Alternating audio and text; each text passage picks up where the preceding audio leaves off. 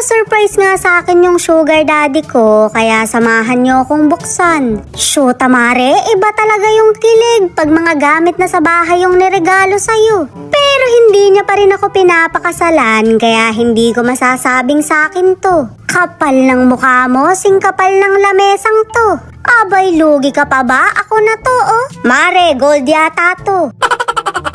Nagbida-bida na nga akong tumulong dahil hindi na ako makapaghintay. Lamesa at upuan lang to ha, pero naiiyak pa rin ako. Hindi pa rin kasi ako makapaniwala na sa ganito na kami kumakain. Dati kasi sa lapag lang habang naka-Indian seat kami. Kaya naman mapapansin nyo kung bakit laging nakataas yung paa ko. Kahit may upuan na, nasanay na ako sa lapag. Pero wag ka, dahil yung lapag namin na yun, higaan na rin namin. Gigising ka na lang talaga sa umaga na may kanin-kanin pa.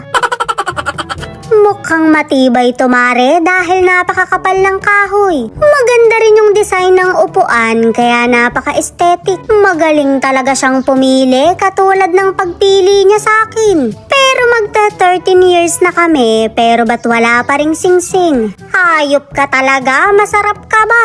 Pa-expired na yung sarap ko, pero nga pa rin ako.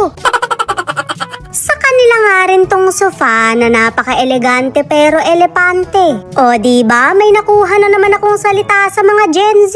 Tumatanda na talaga ako, pero mas mukhang tatanda ako sa anak ko. Nakita nyo naman, bago-bago, pero dinumihan agad. Na para bang kasalanan ko pa, kaya lumayas siya. Kuhang-kuha talaga yung pika ko, kaya binuhangaan ko. At lumapit agad sa ama niya para isumbong ako, na para bang napakatatag ng kapit niya at may magagawa. Hoy, ako pa rin ang batas dito. Kahit magtitirik yung mata mo dyan, takot sa akin yan. Mare, papaya lang ang katapat ng mga manok niya.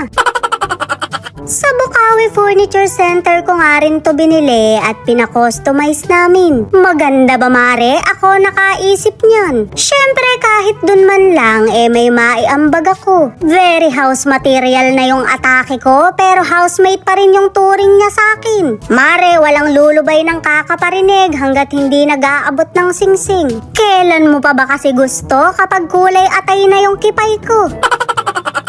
Yung kama at mattress nga na to, sa kanila din namin binili. Kompleto na kasi sila kahit mga appliances. Sing-sing na lang talaga ang kulang para makapag-propose na yung sugar daddy ko. Sabi ko naman sa inyo, diba, walang lulubay ng kakaparinig.